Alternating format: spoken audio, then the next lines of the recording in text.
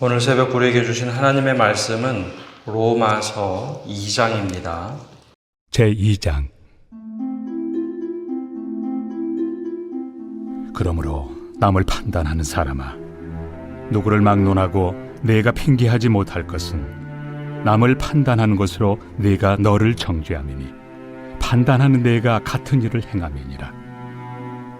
이런 일을 행하는 자에게 하나님의 심판이 진리대로 되는 줄 우리가 아노라. 이런 일을 행하는 자를 판단하고도 같은 일을 행하는 사람아, 내가 하나님의 심판을 피할 줄로 생각하느냐?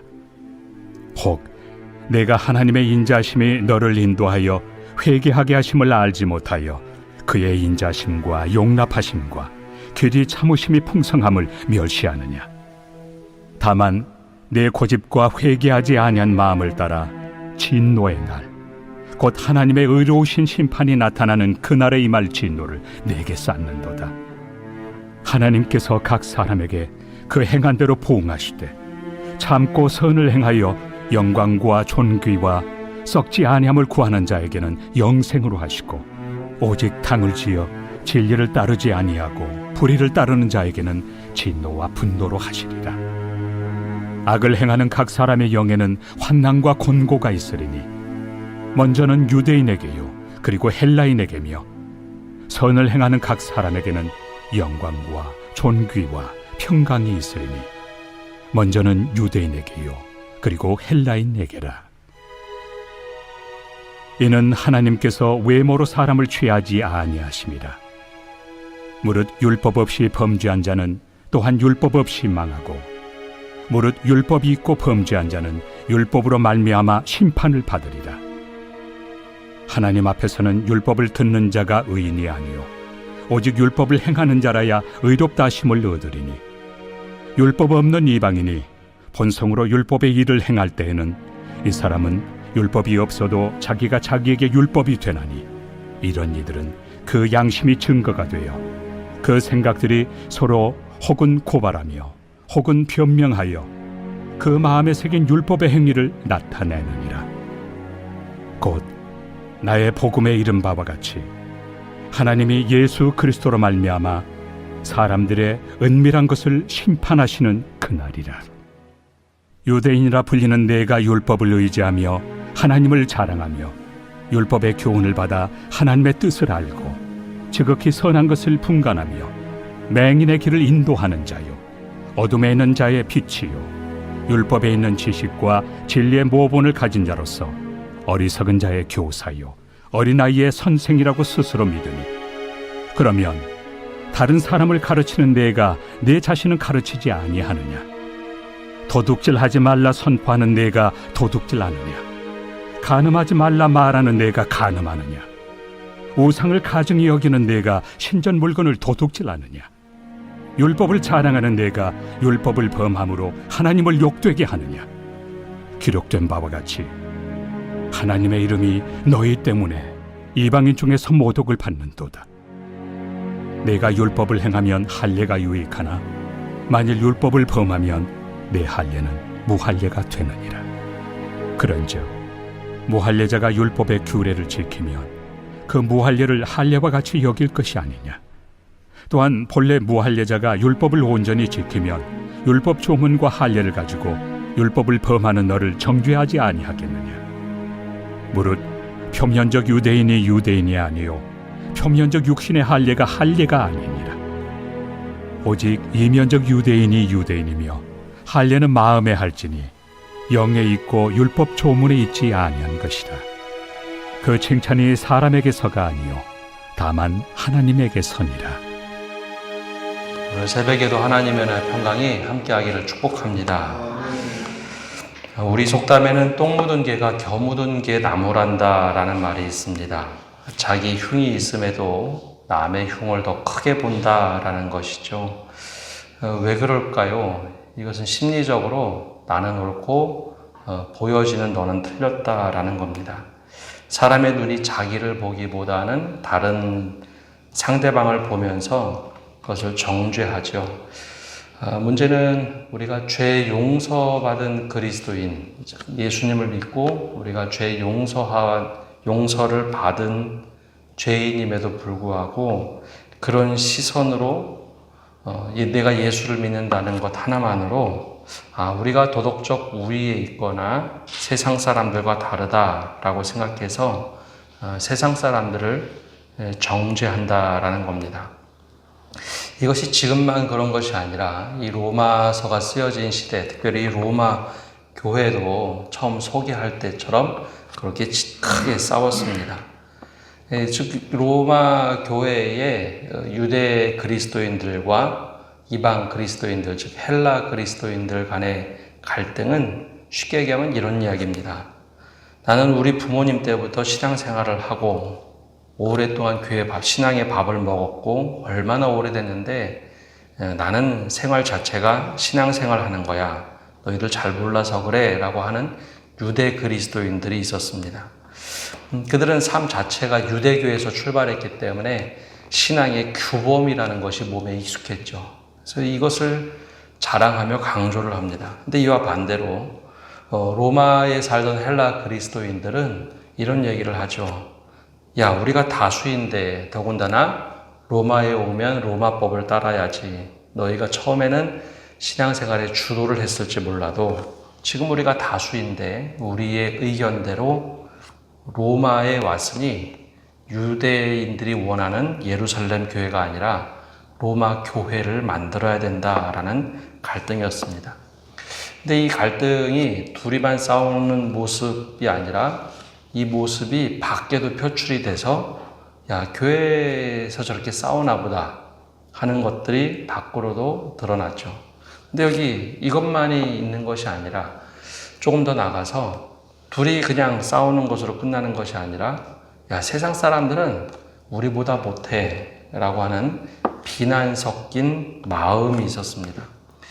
우린 그래도 하나님을 믿고 바르게 말씀을 받고 살아가는데 세상은 그렇지 않다라는 거죠.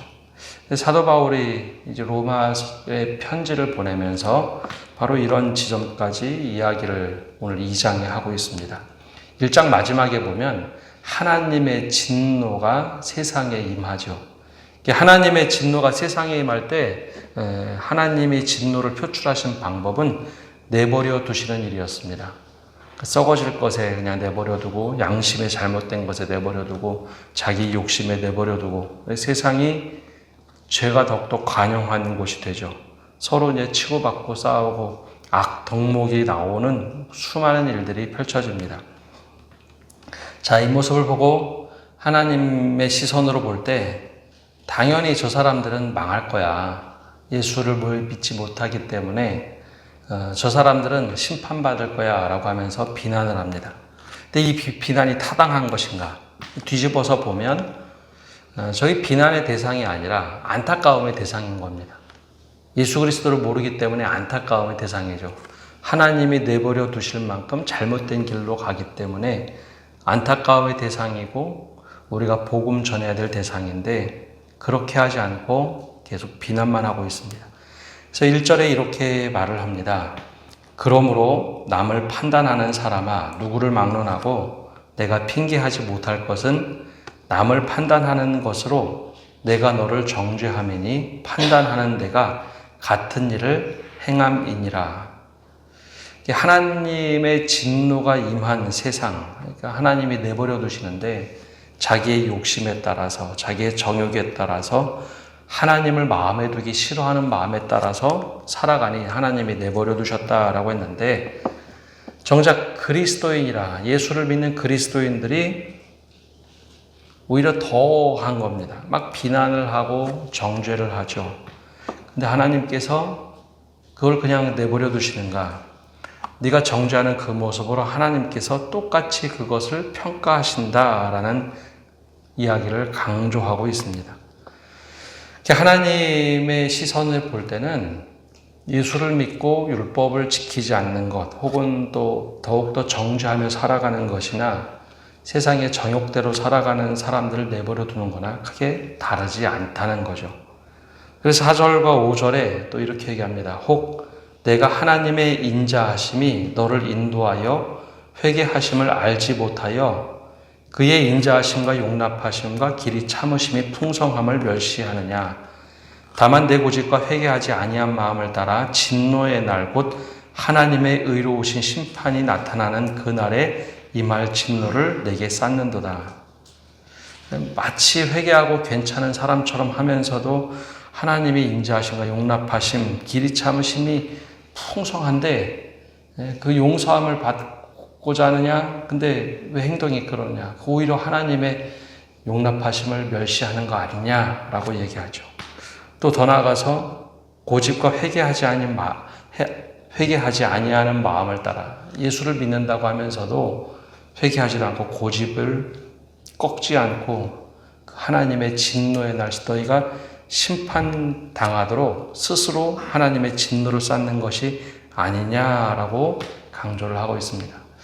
우리가 이제 로마서를 요약해서 교리로만 보면 그런 얘기를 많이 합니다. 예수 믿으면 구원받아. 우리가 어떤 행동을 해도 구원받아. 너무 요약하다 보니까 그렇게만 이해를 하는데 로마서에는 사실 행위를 정말 많이 이야기합니다. 예수를 믿더라도 하나님의 율법에 너무 어긋나는 삶을 살 때, 계속 상대방을 비난하는 삶을 살 때 하나님께서 그 행위대로 보응하신다라는 겁니다. 그래서 6절에서 8절까지 그 말씀을 하십니다. 이게 누구에게 하는 거냐? 이방인이 아니라 지금 로마 교인들에게 하는 이야기입니다. 하나님께서 각 사람에게 그 행한 대로 보응하시되 참고 선을 행하며 영광과 존귀와 썩지 아니함을 구하는 자에게는 영생으로 하시고 오직 당을 지어 진리를 따르지 아니하고 불의를 따르는 자에게는 진노와 분노로 하시리라. 하나님의 인자하심에 근거해서 무조건 용서받을 거야 라고 생각하는 것 잘못됐다는 거죠. 그리스도이면 그리스도인답게 선하게 살아가야지 오직 당지어서 진리를 따르지 않고 우리 마음대로 하면 된다라고 하는 것 자체가 잘못됐다라고 하는 것을 지적하고 있습니다. 그래서 그리스도인들에게 특별히 이제 로마 교인들에게 강조를 하는 것은 우리가 예수님을 믿고 살아간다는 것은 선을 행하며 살아가는 것, 하나님께서 원하시는 선을 행하며 살아가는 것이다 라는 것을 강조하고 있습니다. 그래서 9절에 악을 행하는 사람의 영에는 환난과 공고가 있으리니 먼저는 유대인에게요 그리고 헬라인에게며. 이게 유대인과 헬라인을 집어넣은 이유는 사람들이 도식적으로 생각합니다. 예수 믿지 않으면 악을 행하는 사람, 그것이 아니라는 거죠. 예수 믿더라도 악을 행하는 사람에게는 환난과 공고가 있는데 먼저는 유대인에게 그리고 헬라인에게도 임한다라는 겁니다. 반대로 예수를 믿고 살아간다는 것은 10절에 선을 행하는 각 사람에게는 영광과 존귀와 평강이 있으리니 먼저는 유대인에게요 그리고 헬라인에게로다. 그러면서 하는 강조점, 이는 하나님께서 외모로 사람을 취하지 아니하심이라. 신앙이 대를 물려 이어받는 것도 아니고 그 사람이 어떤 특별한 것 때문에 하나님의 인자하심이 드러나는 것이 아니라 그의 삶을 하나님이 들여다보신다라는 것을 강조합니다. 이것이 이제 우리가 잊지 말아야 할 신앙의 생활입니다. 하나님의 심판은 예수 그리스도를 믿으면 무조건 심판이 없는 것이 아니라 그 속에서 말씀을 정말 말씀대로 살고 있느냐. 예수는 믿는다고 입으로는 이야기하는데 삶이 전혀 그렇게 보이지 않고 늘 비명과 비난만 하는 사람들에게는 하나님이 그 진노를 쌓고 계시다라는 거죠. 어느 누구도 하나님의 심판은 예외가 없다는 겁니다. 두 번째 말하고 있는 것은 그럼 율법을 알고 있는 유대인들은 어떠냐? 근데 사도 바울이 강조하는 것은 율법, 즉 하나님의 말씀에 담겨있는 율법은 아는 것이 중요한 것이 아니라 행하는 것이 중요하다라는 겁니다. 13절에 이것을 딱 얘기하죠. 하나님 앞에서는 율법을 듣는 자가 의인이 아니요 오직 율법을 행하는 자라야 의롭다 하심을 얻으리니. 그러니까 율법을 듣는 것만으로 하나님 말씀을 알고 내가 그것 아는 것만으로 괜찮은 사람이야 라고 생각하는데 그것이 아니라는 겁니다. 율법을 듣는 것, 아는 것이 중요한 것이 아니라 그렇게 행하는 자. 그래서 사도 바울은 믿는 것과 아는 것이 하나가 되어야 한다라는 것을 강조를 합니다. 그러니까 우리가 성경 말씀을 알고 예수 그리스도를 아는 것, 이게 아는 것이 중요한 것이 아니라 믿는다는 것은 동행하는 겁니다. 그래서 말씀을 알고가 중요한 것이 아니라 말씀을 알고 내 삶에 녹여내서 말씀대로 살아가는 것. 이게 행위를 말하는 게 아닙니다. 억지로 드러난 행위로 믿음을 보여주는 것, 얘기하는 것이 아니라 진짜 제대로 믿는다는 것은 아는 것이 아니라 그걸 내 삶에 녹여서 주님과 동행하며 살아가는 것. 그것이 더 중요하다는 것이죠. 그래서 율법이 없는 사람은 어떻게 되느냐? 이방인들은 자기 스스로 양심이 율법에 대해서 스스로 조절한다는 겁니다. 아, 나 이거 잘못했구나. 그럼 양심의 가책도 느끼고, 아, 이러면 안 되는구나. 근데 율법을 알고 있는데 그걸 어긴다면 더 나쁜 사람이 되는 거죠. 그래서 이 앞에 부분만 하더라도 이방인에 대한 이야기입니다. 근데 유대인들에 대해서도 17절에서 29절까지 이야기를 하죠. 유대인 그러면 율법을 받은 사람들입니다. 먼저 율법을 받고 하나님을 알고 선민으로 살아가는 사람들. 그럼 율법을 미리 가지고 있는 사람들이라면 율법대로 잘 살아야 될 텐데 그 모습이 그렇지 않다는 거죠. 17절과 18절에 먼저 칭찬을 이렇게 합니다. 유대인이라 불리는 내가 율법을 의지하여 하나님을 자랑하며 율법의 교훈을 받아 하나님의 뜻을 알고 지극히 선한 것을 분간하며 맹인의 길을 인도하는 자여 어둠에 있는 자의 빛이요. 쭉 칭찬을 하죠. 그리고 스스로 어린아이의 선생이라고 하는 유대인들아 라고 하면서 처음에 칭찬을 합니다. 그런데 문제는 21절부터 이야기를 하죠. 그러면 다른 사람을 가르치는 데가 내 자신은 가르치지 아니하느냐? 도둑질 하지 말라 선포하는 데가 도둑질 하느냐? 율법을 너무나 잘 알고 가르치는 너희가 왜 율법을 어기고 있느냐라는 겁니다. 그래서 오히려 율법을 가지고 율법을 어기자 이방인들이 비난을 합니다. 너희가 믿는 하나님은 그런 하나님이냐? 이것이 스스로 이방인을 통해서 내 잘못 때문에 하나님이 욕먹게 하는 것, 그건 너희가 심판받을 만한 일이다라는 거죠. 그래서 유대인들이 가장 자랑스러운 할례를 건드립니다. 할례라는 것은 하나님께서 우리를 선택하셨다 몸에 새긴 인증입니다. 몸에 도장을 새긴 것과 같죠. 내가 영원히 구원받고 내 삶이 구원받았음을 육체에 남긴 것이 할례입니다. 근데 그 할례를 받고 과연 하나님의 사람으로 살아가느냐? 그것을 그렇게 율법대로 살아가지 못한다면 무할례자와 할례 받은 사람과 차이가 무엇이느냐? 그래서 사도 바울이 강조하는 것은 표면적으로 유대인, 즉 할례를 받은 것이 중요한 것이 아니라 마음의 할례를 받고 말씀에 녹아져서 사는 것, 하나님의 영에 사로잡혀 살아가는 것이 진짜 하나님의 사람임을 강조를 합니다. 그래서 혈통으로 신앙이 이어받는 것이 아니라 믿음으로 진정한 새로운 이스라엘 백성이 되는 것이 중요하다라는 것이죠. 우리가 살아가는 이 시대나 로마 교회나 크게 다르지 않습니다. 영적으로 내가 세상 사람들보다 우위에 있다라고 생각하는 것 자체가 우리의 교만이라는 거죠. 하나님의 심판은 예수를 믿는다고 해서 늘 보호만 하고 넘어가는 것이 아니라 오히려 내가 남을 비난하고 욕하고 살아간다면 하나님의 진노가 거기 계속 쌓인다는 겁니다. 왜 너 그러지 마라, 그러지 마라 라고 하는데 오히려 비난하고 살아가니까요. 비난이 아니라 오히려 세상 사람들을 안타깝게 바라보면서 복음을 전하는 것, 이것이 진짜 선한 삶이다라는 것을 강조합니다. 또한 율법은 아는 것이 중요하지 않습니다. 예컨대 빨간불이면 신호등 건너면 안 된다. 근데 내가 필요에 따라서 건넌다면 아는 것이 중요한 것이 아니라 행하는 것이 중요하다라는 것이죠.